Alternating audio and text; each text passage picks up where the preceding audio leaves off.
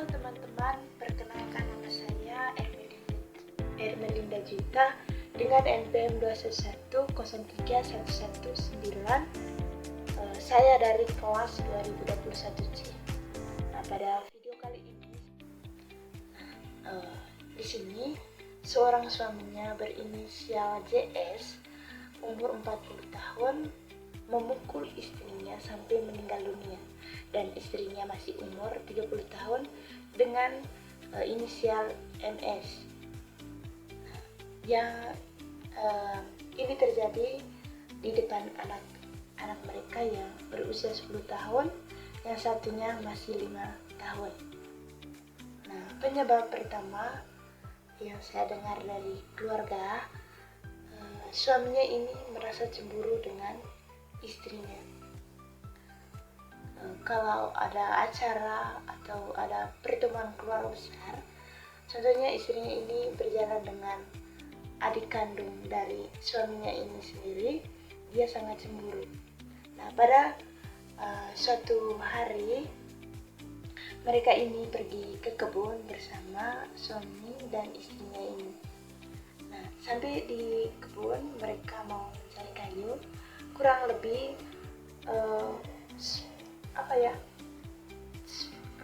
5 menit di kebun, karena kebunnya ini juga dekat dengan mereka punya rumah. Dan tapi suaminya ini suruh istrinya pulang duluan ke rumah. Tapi istrinya pertamanya tidak mau, tapi suaminya ini nekat. Dia bilang, kalau kamu tidak mau pulang ke rumah duluan, saya nanti pukul tuh. Nah, sampai istrinya ini juga bingung kenapa dia punya suami ini berubah. Nah, istrinya inisiatif sendirinya juga mau pulang. Sampai di rumah, istrinya ini duduk di depan rumah kurang lebih 2 menit. Datanglah suaminya juga dari kebun. Dia duduk di samping istrinya. Dia suruh istrinya buat kopi. Akhirnya ini istrinya pergi di dapur. Sampai di dapur, istrinya lihat tidak ada air panas. Nah, akhirnya istri ini mau masak air. Kurang lebih 3 menit kemudian, suaminya ini tidak sabar menunggu istrinya buat kopi. Dia langsung saja ambil kayu besar, langsung pukul istrinya di belakang kepala. Nah, sampai istrinya tidak sadarkan diri sampai meninggal dunia. Tidak lama dari situ, anak mereka langsung panggil warga di kampung Orong. Nah, datanglah warga di kampung Orong ini, langsung telepon keluarga suaminya yang ada di Livat, dan keluarga istrinya juga yang ada di Orong. Sampai di situ mereka telepon keluarga besarnya dan telepon juga polisi. Nah, menurut saya masalah atau pelanggaran HAM, yang pertama di sini pelanggaran hak hidup dan keamanan pasal 6 ICCPR. Yang kedua, pelanggaran hak kebebasan dari penyiksaan atau pasal 7 ICCPR. Yang ketiga, pelanggaran hak perempuan dari kekerasan dalam rumah tangga, Undang-Undang Nomor 23 2004. Nah, yang berikut di sini itu korban dan pelaku. Korban dengan inisial MS, umur 30 tahun, dan anak-anak. Pelakunya juga suami itu sendiri yang masih umur 40 tahun. Yang berikut di sini itu analisis penyebab masalah. Nah, menurut saya di sini suaminya yang pertama di sini itu kecemburuan tidak terkendali.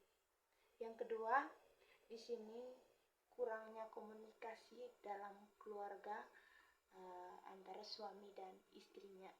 Yang ketiga, bukan cemburu saja yang penyebab pertamanya di sini yang diceritakan oleh mereka punya keluarga kemarin.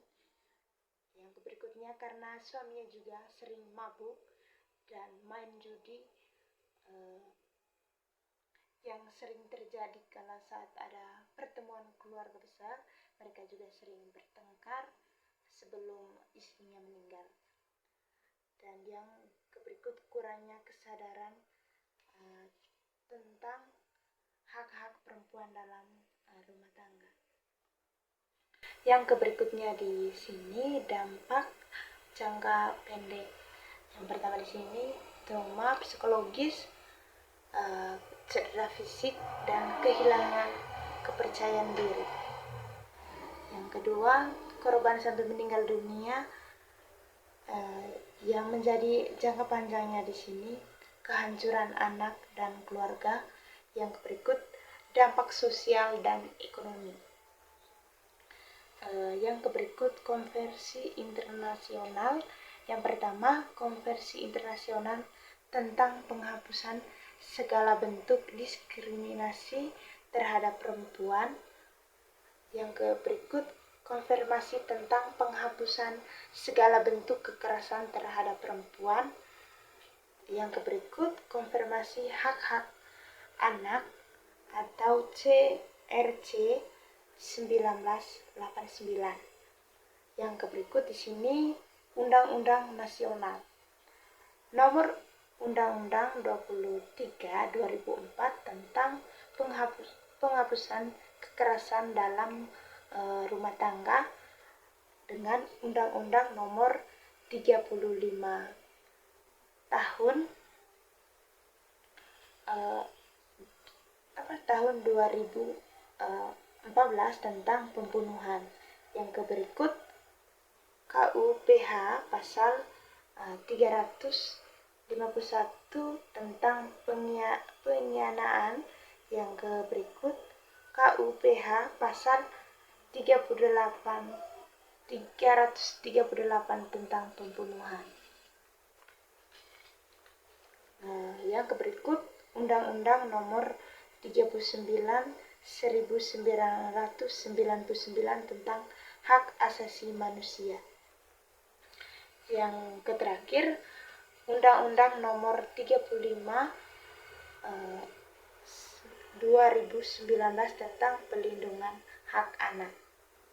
Nah, menurut saya di sini solusinya yang pertama penekanan hukum terhadap pelaku, contohnya dia berhak untuk masuk penjara kurang lebih itu. Kebetulan pelaku kemarin itu penjaranya kurang lebih 12 tahun di Labuan Bajo. Yang berikut pelindungan bagi keluarga dan anak. Yang ketiga peningkatan kesadaran dalam masyarakat. Yang keempat penguatan pengawasan dan penekanan hukum untuk pelaku itu sendiri. Yang berikut pencegahan supaya tidak terjadi di masa depan. Yang pertama di sini menurut saya meningkatkan kesadaran masyarakat tentang hak-hak perempuan dan anak-anak. Yang kedua, mengajarkan teknik pengolahan konflik yang sehat. Yang ketiga, peningkatan komunikasi antara pasangan, yang itu tadi suami dan istrinya atau keluarga sekitarnya. Yang berikut, peningkatkan komunikasi antara pasangan. Yang kelima, mengembangkan keterampilan hidup seperti manajemen emosi dan resolusi konflik.